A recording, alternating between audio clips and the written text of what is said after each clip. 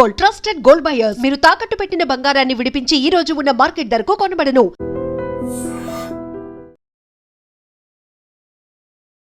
Hello views, welcome to iDream media. కర్నూలులో shocking ఘటన వెలుగులోకి వచ్చింది. అసలు కొన్ని సినిమాల్లో చూసిన క్రైమ్ బయటన అదే విధంగా చేస్తున్నారా, లేదంటే బయట జరిగిన క్రైమ్ ని సినిమాల్లో చిత్రీకరిస్తున్నారా అర్థం కాని పరిస్థితి. రీసెంట్ గా తెలంగాణ జిల్లాకి సంబంధించి ఒక యథార్థ సంఘటనని మూవీగా తీశారు దర్శకులు.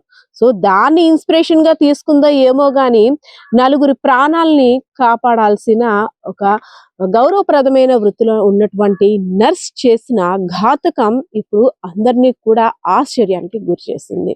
సో కర్నూలు జిల్లాకు సంబంధించినటువంటి వసుంధర ఒక వైద్యుడిని ప్రేమించిన తర్వాత ఆ వైద్యుడికి ఈమెకి ఏమి డిస్టర్బెన్స్ వచ్చిందో కానీ ఆమెని పెళ్లి చేసుకోనని చెప్పడంతో మరింత కక్ష పెంచుకుంది.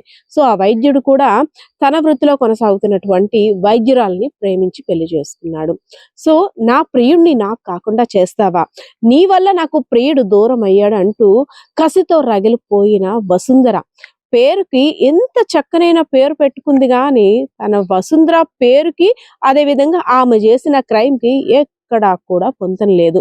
నలుగురు ప్రాణాలను కాపాడాల్సిన నర్స్ ఇంత చండాలంగా చేసిందంటే అసేం వేస్తుంది ప్రతి ఒక్కరికి కూడా. ఎందుకంటే హెచ్ఐవికి సంబంధించిన ఇంజెక్షన్ ని ఎవరినైతే ప్రేమించిందో ఆ ప్రియుడి యొక్క భార్యకి ఇంజెక్ట్ చేయడంతో ఒక్కసారిగా షాక్ గురయ్యారు. అసలు ఏం జరిగిందో తెలియని అయోమయలో పరిస్థితిలో ఉన్నటువంటి ఆ వైద్యురాలు కూడా ఈమె చేసిన ఘటనని చూసి, ఈమె చేసిన క్రైమ్ ని చూసి వామ్మో అనుకుంది. ఈ నెల 9వ తారీఖున ఎవరైతే వైద్యుడు ఉన్నారో ఆయన యొక్క భార్య పని నిమిత్తం వెళ్తున్నారు. కావాలని ప్రీ ప్లాన్డ్ గా ఈమెతో పాటు మరో ముగ్గురు, అదే విధంగా ఇంకొక వ్యక్తి, మగ వ్యక్తి, నలుగురు కూడా చక్కగా ఏదో యాక్సిడెంట్ అయినట్టు ఆ వైద్యురాలను గుద్దేసి క్రియేట్ చేసేసారు. యాక్సిడెంట్ అయిన తర్వాత అయ్యో హాస్పిటల్కి తీసుకువెళ్తామంటూ అక్కడ సినిమా సీన్ ని తలపించేలా ఒక సీన్ ని క్రియేట్ చేశారు.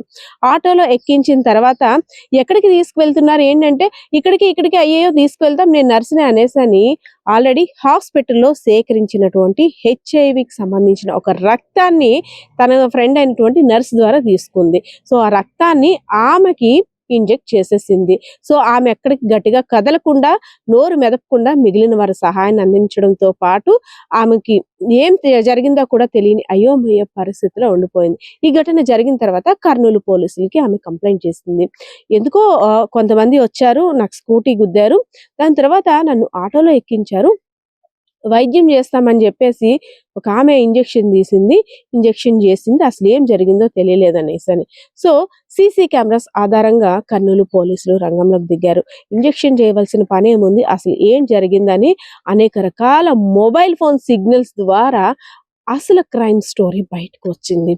అంటే ప్రియుడి మీద ఉన్న మోజుతో ప్రియుడి యొక్క భార్యని ఇంత కిరాతకంగా, అంటే ఇంత దారుణంగా హెచ్ఐవి ఇంజెక్షన్ చేస్తే తన జీవితాంతం నరకం అనుభవిస్తే అది నేను చూడాలి, నాకు దక్కంది వేరెవరికి దక్కకూడదు. ఇద్దరు భార్య భర్తలు కూడా హెచ్ఐవి కారణంగా వారి జీవితాన్ని కోల్పోవాలి అని ఒక పైశాచికంగా ఆమె ఆలోచించడంతో ఇంత ఘాతకానికి పాల్పడింది. అసలు ఏమైపోతుంది సమాజం, ఎందుకు క్రైమ్ అసలు ఇంత దారుణంగా ఆలోచిస్తున్నారా? అంటే సినిమాల్ని చూసి మంచిగా ఇన్స్పైర్ అవ్వచ్చు, కానీ సినిమాలను చూసి కొంతమంది జీవితాల్ని బుగ్గుపాలు చేయడానికి ఇలాంటి ఇంత దారుణానికి పాల్పడాలా? సో ఈ విషయం తెలిసిన తర్వాత పోలీసులు కూడా షాక్ గురయ్యారు. వామ్మోయ్, కేవలం మూవీస్ లో అనుకుంటున్నాం కానీ ఇప్పుడు రియల్ లైఫ్ లో కూడా ఇలాంటివి చూడాల్సి వస్తుందా? క్రైమ్ ని ఇంతలా ఆలోచిస్తున్నారా? అందులోని ఎంత గౌరవప్రదమైన వృత్తిలో ఉన్నటువంటి ఆమె ఎవరికైనా సహాయాన్ని అందించాలంటే నర్సుని నమ్ముతాము, ఆరోగ్యాన్ని చక్కదిద్దుకోవడం కోసం, అదేవిధంగా ఏదైనా ట్రీట్మెంట్ కోసం చాలా హోప్స్ పెట్టుకుంటాము. అలాంటిది ఇలాంటి పనులు చేయడం వల్ల ఇంకా వారి మీద ఇంకేం గౌరవం ఉంటుందంటూ కూడా అందరూ వాపోతున్న పరిస్థితి.